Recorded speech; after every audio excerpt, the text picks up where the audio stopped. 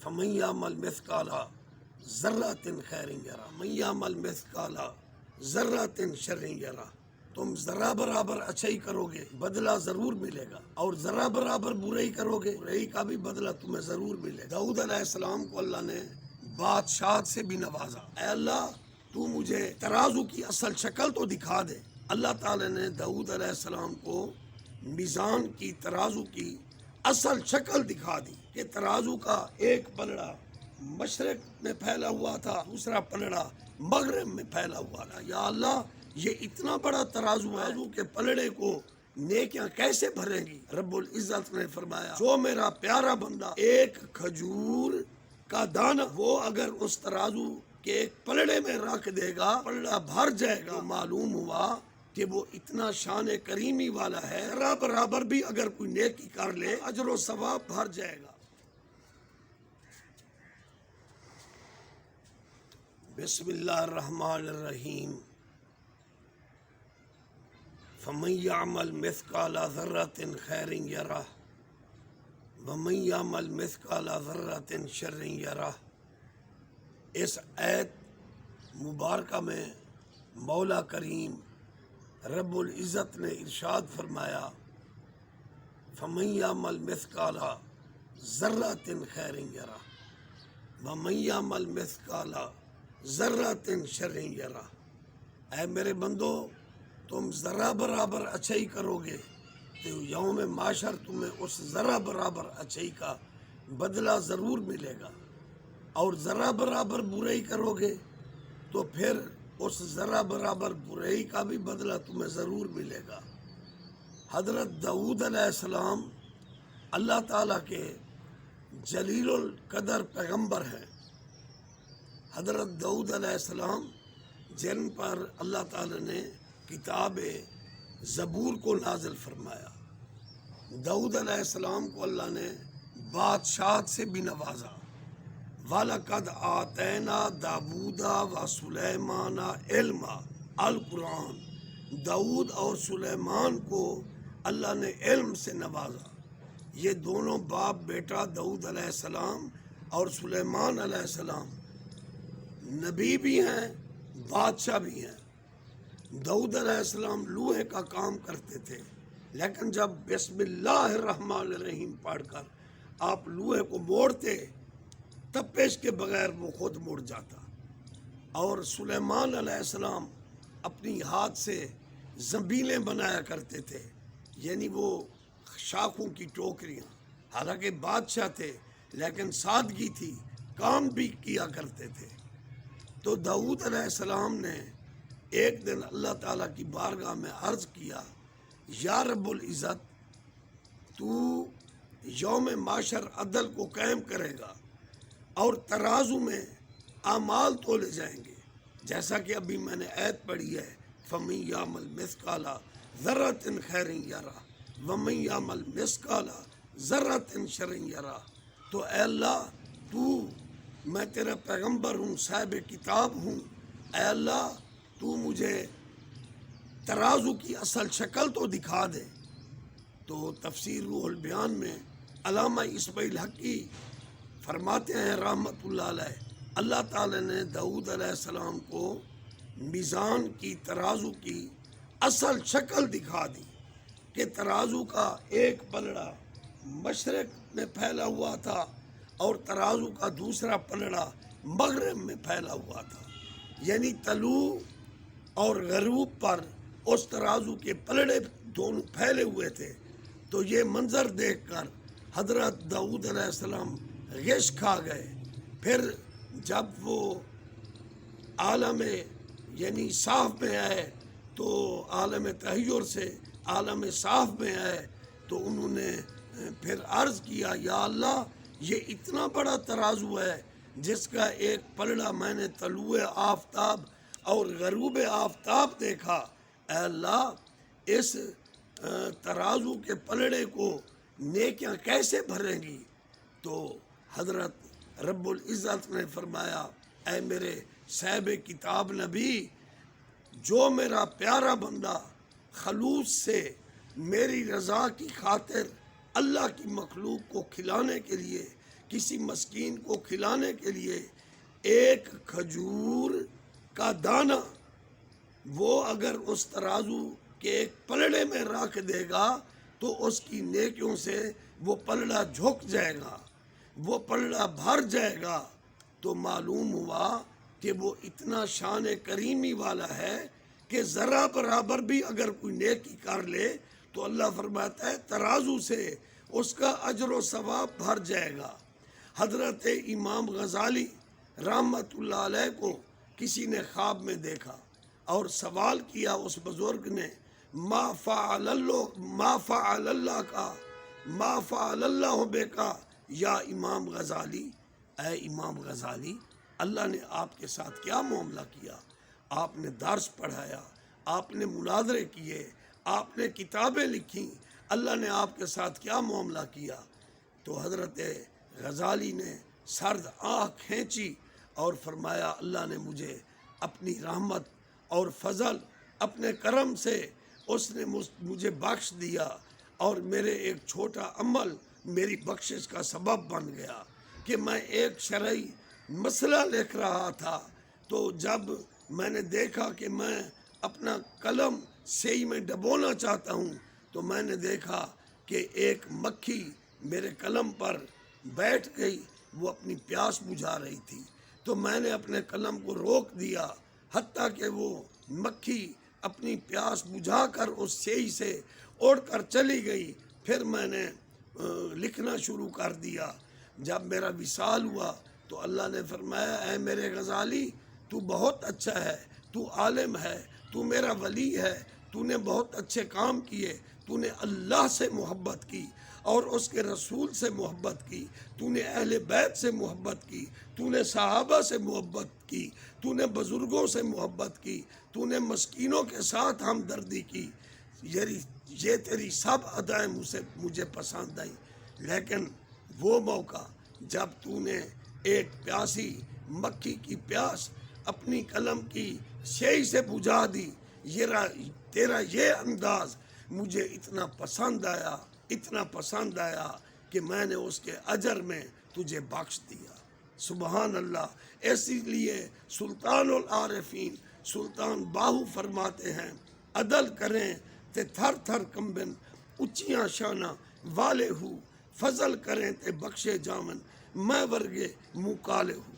میرے مرشد حضور شاہ سلیمان پیر پٹھان کو خواب میں نبی پاک کا دیدار نصیب ہوا اور میرے پاک نبی نے فرمایا اے سلیمان توسوی، تو لوگوں کو بیعت کر اور جس کا ہاتھ تیرے ہاتھ میں آئے گا میں امام الانبیاء تجھ سے وعدہ کرتا ہوں کل یوم محشر میں اس کی شفاعت ضرور کروں گا۔ لیکن عاجزی دیکھیے، شاہ سلیمان پیر پٹھان نے لاکھوں لوگوں کو بیعت کیا لیکن آپ خوف خدا سے رو پڑتے اور فرماتے اے لوگو، میں لوگوں کا اس لیے ہاتھ لیتا ہوں، اس لیے بیعت کرتا ہوں، کسی بخشے ہوئے کا ہاتھ میرے ہاتھ میں آ جائے گا میں بھی بخشا جاؤں گا۔ یہ سادگی تھی۔ انبیاء علیہ السلام کی پاک زندگی کو دیکھ لو، اولیاء اللہ کی پاک زندگانی کو دیکھ لو، وہ حضور صلی اللہ علیہ وآلہ وسلم کی زندگی کو دیکھ لو، کتنی سادگی تھی۔ ایسا کوئی محبوب ہوگا نہ کہیں ہے، بیٹھا ہے چٹائی پہ مگر عرش نشیں ہے۔ میں نے پڑھا ہے انبیاء کی حکایات میں حضرت عیسیٰ علیہ السلام کا کوئی گھر نہیں تھا، وہ کنوارے تھے، وہ سارن تبلیغ کرتے تھے، نماز پڑھتے تھے، اللہ کی مخلوق کے ساتھ ہمدردی سے پیش آتے تھے۔ جب رات آتی ایک درخت کے نیچے سو جایا کرتے تھے یا مسجد میں سو جایا کرتے تھے۔ اتنی سادگی تھی، ان کا ذاتی گھر کوئی نہیں تھا۔ ایک دفعہ وہ پیالے سے پانی پی رہے تھے، انہوں نے دیکھا ایک بوڑھا شخص چشمے سے ہاتھ کا چلو بنا کر پانی پی رہا ہے، تو آپ نے پیالے کو ایک طرف رکھ دیا، فرمایا یوں بھی پانی پیا جا سکتا ہے، تو عیسیٰ علیہ السلام ہاتھ کے چلو سے پانی پیتے تھے۔ ایک دفعہ حضرت عیسیٰ نبی نے کنگھی فرمائی تو آپ نے دیکھا ایک درویش ہے جو عیسیٰ علیہ السلام کو اللہ کا نبی مانتا تھا، اللہ کی توحید کو مانتا تھا، انجیل کو مانتا تھا، تورات و زبور کو مانتا تھا، حضرت عیسیٰ نے جب اسے دیکھا وہ اپنی داڑھی کو انگلیوں سے کنگھا کر رہا ہے، انگلیوں سے، تو حضرت عیسیٰ علیہ السلام اللہ کے پیارے پیغمبر ہیں، ان کی سادگی دیکھی ہے تو انہوں نے کنگھے کو بھی رکھ دیا، تو انہوں نے فرمایا یوں بھی ہو سکتی ہے کنگھی۔ اور حضرت عیسیٰ علیہ السلام سادگی سے رہتے تھے اور ایک سرانہ پر سو جایا کرتے تھے۔ جب انہوں نے ایک امتی کلمہ پڑھنے والے کو، توحید کو ماننے والے کو، انجیل کو ماننے والے کو، آپ کی رسالت جو کو مانتا تھا، وہ اسے دیکھا کہ وہ پتھر کا سرانہ بنا کر وہ درویش سویا ہوا ہے، تو حضرت عیسیٰ علیہ السلام نے وہ پتھر بھی ہٹا دیا اور ایک پتھر کے سرانے پر آپ آرام کر لیا کرتے تھے۔ دیکھو یہ کتنی سادگی تھی، لیکن شان یہ تھا اللہ نے ان کو معجزات سے نوازا تھا۔ اللہ کا قرآن گواہی دے رہا ہے، وہ اعلان کر رہے ہیں وَأُبْرِئُ الْأَكْمَحَ وَالْأَبْرَصَ وَأُحْيِي الْمَوْتَى بِإِذْنِ اللہ، یعنی اللہ نے یہ مجھے معجزات عطا کیے، میں مادر ذات اندھے کو چنگا کر دیتا ہوں، بینا کرتا ہوں، کوڑی کو شفا یاب کرتا ہوں، وَأُحْيِي الْمَوْتَى بِإِذْنِ اللہ، میں اللہ کے حکم سے میں مردوں کو زندہ کر دیا کرتا ہوں۔ یہ ان کی کو اللہ نے معجزات عطا کیے تھے، وَأُحْيِي الْمَوْتَى بِإِذْنِ اللہ، یہ سب میں معجزات اللہ کے حکم سے دکھا دیا کرتا ہوں۔ یہ اللہ نے ان کو پروٹوکول دیا، بہت کچھ کر سکتے نہیں، نبی معجزے دکھا رہے ہیں، ولی کرامتیں دکھا رہے ہیں، اجمیری پاک 90 لاکھ کو کلمہ پڑھا رہے ہیں۔ فریدہ تریا تریا جا، فریدہ دل وچ ول پا، بابا فرید الدین گنج شکر، آپ اجودھن جس کو اب پاک پتن شریف کہا جاتا ہے، ریت کے ٹیلے پر آپ کا مزار ہے، ریت کے ٹیلے پر بیٹھے رہتے، ابلے ہوئے بیر کھا لیا کرتے، سادہ پانی پی لیتے، سادے کپڑے پہنتے تھے۔ فریدہ تریا تریا جا، فریدہ دل وچ ول نہ پا، فریدہ روٹی تیری کاٹ دی، لونے تیری بک، جیڑے کھامن چوپڑیاں، سدا سہن گے دکھ، فریدہ تریا تریا جا، فریدہ دل وچ ول نہ پا۔ گشت کر جوگی آ گیا اپنے کئی سو چیلوں کے ساتھ، اور اس نے جنجوں پہنی ہوئی تھی۔ ہماری تسبیح ہوتی ہے، ہم تسبیح پر اللہ کا ذکر کرتے ہیں۔ قرآن پاک میں ہے یسبح للہ ما فی السماوات و ما فی الارض، زمین آسمان کی ہر شے اللہ کی تسبیح کرتی ہے۔ ہم بظاہر تسبیح لیتے ہیں، اس پر پڑھتے ہیں، لیکن تسبیح ہاتھ میں رکھنا ضروری نہیں ہے، ہم دل اور زبان سے بھی اللہ کا ذکر کر سکتے ہیں۔ خاموش فرید اسرار کنوں، چپ بےہودہ گفتار کنوں، پر غافل نہ تھی یار کنوں، ایو لا رہبی فرمان آیا، اللہ اللہ اللہ اللہ حق۔ بابا فرید ذکر اللہ کرتے تھے، کسی پر سوال نہیں کرتے تھے، کسی کو تکلیف نہیں پہنچاتے تھے۔ جاؤ آج بھی پاک پتن شریف میں وہ مقام، وہ ٹیلہ جہاں یہ تختی لگی ہوئی ہے، کتبہ لگا ہوا ہے، یہ وہ مقام ہے جہاں گشت گر جوگی نے اپنے چیلوں کے ساتھ کلمہ پڑھا۔ اس گشت گر جوگی نے حضرت بابا فرید گنج شکر پر سوال کیا۔ بابا فرید گنج شکر ہوں حضرت عمر فاروق کی اولاد ہیں۔ 18ویں جگہ بابا فرید گنج شکر کا ابا فاروق اعظم امیر المومنین ہیں۔ یہ مدینہ سے آئے تھے تبلیغ کرنے کے لیے۔ کوٹ مٹھن والا خواجہ غلام فرید، یہ حضرت عبداللہ ابن عمر کا بیٹا جو محمد بن قاسم کے ساتھ ٹھٹھا سندھ میں آیا تھا، خواجہ غلام فرید فاروقی کوٹ مٹھن والے، یہ بھی حضرت عمر کی اولاد ہیں جنہوں نے مٹھن ہندو کو کلمہ پڑھایا، اس کی برادری مسلمان ہو گئی تو مٹھن کوٹ بن گیا۔ اسی طرح سچل سر مست سچو سندھ میں کلمہ پڑھایا، وہ حضرت عمر کی اولاد ہیں۔ اسی طرح شاہ بو علی قلندر جو ہیں وہ سید نہیں ہیں، شرف الدین بو علی قلندر وہ حضرت عمر کی اولاد ہیں، اور ان کی مناجات ہے، اے کہ عزا و جلہ انی ان اللہ گفتائی عاشقاں دل خستہ را نصرم من اللہ گفتائی خاشعم متصدعم من خشیت اللہ گفتائی عاشقاں دل خستہ را لا تقنطوا من رحمت اللہ گفتائی پانی پت کا ابو علی کلندر ہو، اس نے ہندوؤں کو پانی پت میں کلمہ پڑھایا۔ شہباز کلندر سید عثمان سنی بزرگ ہے، اس نے سندھ میں لوگوں کو کلمہ پڑھایا۔